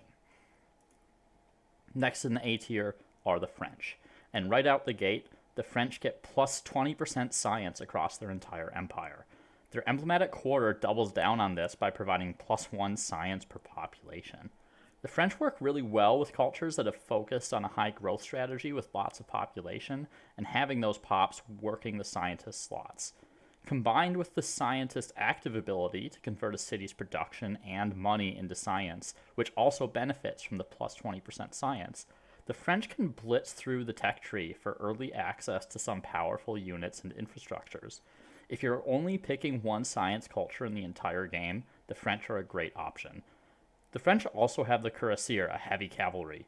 While heavy cavalry have plenty of problems, particularly this late in the game, on a charge, the cuirassier is capable of destroying any generic combat unit in the era in one attack, which makes them really dangerous and able to control the flow of battle. The only uncertainty with the French is what the contemporary era tech tree looks like. As scientists, they can research the next era of tech, but if a lot of units and powerful upgrades are locked behind prerequisite technologies, this trait becomes less influential. Next in the A tier are the Germans, and the Germans' militarist affinity lets them go to war more often with increased war score, and they will want to because at this point in the game, militarists have access to conscript spam. Although weaker than other units, the sheer amount you can create as a militarist can overpower your foes when combined with your normal military. The Germans also get plus 3 combat strength on artillery, making them more effective at counter batteries, destroying entrenched positions, and controlling enemy movements on the main map. While the U-boat as an emblematic unit is somewhat limited because it's a boat, the emblematic quarter provides industry per population, which, when taken together, provides excellent synergy for a high population player that will benefit from increased industry and has the population to support large armies. Next, and our last culture in the A tier, are the Italians. And the Italians fill a similar role to the Austro-Hungarians, where they get plus 10 stability on commons quarters and a 50% reduction in the industry cost on those same quarters. This allows the Italians to significantly increase the size of their cities, much like the Austro-Hungarians, and again creates a powerful combination with the Soviets in the next era. The emblematic quarter, the Teatro, provides a little stability and influence per trader and researcher. With the ability to stack multiple of these, the Italians' influence output is unrivaled and can make you the favorite to claim wonders and ensure you reach your primary era stars. It also synergizes really well with the Indians in the contemporary era, who get massive benefits to their gold income based on their sphere of influence. Meanwhile, the Alpini is a capable combat unit that can cross cliffs and enables a significant tactical advantage in many of the battles you will fight. First in the B tier are the Mexicans. The Mexicans get a flat plus 20% food on all cities, and the Hacienda provides food per district producing food. If you've already played some of the more powerful agrarians up to this point, the Mexicans are probably a little overkill. But if you're behind on population, the Mexicans can provide some decent catch-up ability. Because of how late in the game the Mexicans are, the value of growth has declined a little bit because pop growth is capped at 1 per turn, and it takes some time to realize the full benefits of increased food output, and there's only so long left in the game. The Soldadas, while slightly stronger than line infantry and they have stealth, they kind of operate in a little bit of a niche and likely won't comprise the bulk of your forces and are overall weaker than the other emblematic units of the era. The Mexicans can consistently generate growth, but they're less flexible than other cultures with less ability to fight offensive wars, which is really important in the later eras of the game as you try to generate era stars. Next in the B tier are the Persians. And the Persians are in an odd spot. Their legacy trait only provides a quarter of a benefit that a wonder from the previous era provides. So if you want to build a lot of wonders or contemporary era national projects, you're better off just trying to get that wonder. Meanwhile, the Jazerakais, the emblematic unit, are really potent offensive combat units that unlock before you can get line infantry, and they get a +5 bonus to combat strength when they're attacking. But with lower base combat strength, it means they get less valuable as the game goes on, particularly when other emblematic units hit the field not too long after. Artillery specifically can bombard them for half their health in a single hit. The Caravanserai, the emblematic quarter, can give armies a boost to their speed, allowing for a swift rush after a war declaration. It does allow you to drive into enemy territory quickly at the start of a war, and bring up reinforcements more quickly, but it's hard to say that it's worth it over more outputs. The Persians are really an offensive culture that rely on a tight timing window with their emblematic unit. The farther ahead in technology you are, the better it is, but if you're behind, you might want to opt for another culture. When they can go on the offensive in the early industrial, however, they can be very potent, but outside of those situations, they may struggle. Rounding out the B tier are the Siamese. The Siamese are builders that synergize with money, granting +3 industry tier trader slots, and with the industrial era providing infrastructures to boost those slots, this makes traders a fair bit more effective. The floating market provides +1 money per population, benefiting high population cities, but it must be built on coastal water or a lake, and it's only a third as effective as its Dutch counterpart. The Siamese do have access to the Gatling Elephant, the strongest base CS unit in the industrial. With 55 combat strength and the suppression effect, these things can shred enemy armies. But they come much later in the tech tree and with a large production cost, so they're going to take some time to field. The Siamese provide some decent bonuses with a capable emblematic unit, but everything they have also has a but after it. And compared to the cultures above them, they just don't offer enough to justify picking the Siamese in many cases over the A tier cultures. They're not bad, just not as good as the A tier. Bringing up the C tier are the Russians. The Russians' legacy trait grants +10 experience on units per number of territories. This can be potent, but it does suffer from similar ambiguity as the British legacy traits. But in either case, having units with extra base strength right out of the gate is a relevant bonus all the time. Sadly, it won't affect your already produced units, just ones you produce going forward. But this is about where the advantages end. The Sobor provides healing for friendly units, but it's so situational that you can't really take advantage of this, and you may as well build something else. And the Cossack is a combat strength downgrade from what it replaces. Despite being cheaper, if you're playing on Humankind difficulty, your Cossack at max veterancy will be weaker than an AI's Dragoon with no veterancy, and the Dragoons are only an okay unit to begin with. While the extra experience is very useful, provided you have a lot of territory, the Russians just don't have enough going for them compared to the other cultures to be placed at anything above a C tier. And finally, we come to the Zulu. And it is with reluctance that I place the Zulu in the C tier rather than the D tier. What saves them is their militarist affinity, so that they can partake in conscript spam, and their legacy trait providing extra unit regeneration does bolster that strategy a little bit. Sadly, their district is one that you can only make use of when you're losing, really, and the Impy is the perfect example of why we stopped using melee weapons in the face of gunpowder. Particularly as a militarist, the lack of power on the Impy is really tragic, and I'd rather have musketeers in almost every situation, which are a unit from the previous era. Much like the Russians, the Zulu just don't have enough going for them to justify anything above a C tier. So that finishes our industrial era tier list, as well as our tier list overall for all the eras that we have gotten to play through the open devs and the closed betas. Thanks for tuning in. I'll be providing some more content shortly. I do intend to produce a video looking at religious tenets, as well as a video looking at some of the wonders and some strategies that you might be able to pursue regarding the wonders. As the game gets closer to release, expect some more content that may be speculative or looking at different news that's being put out by the Amplitude team. And once the game is released, there will of course be plenty of both live gameplay as well as strategy discussion. Thanks for tuning in. I'll see you next time.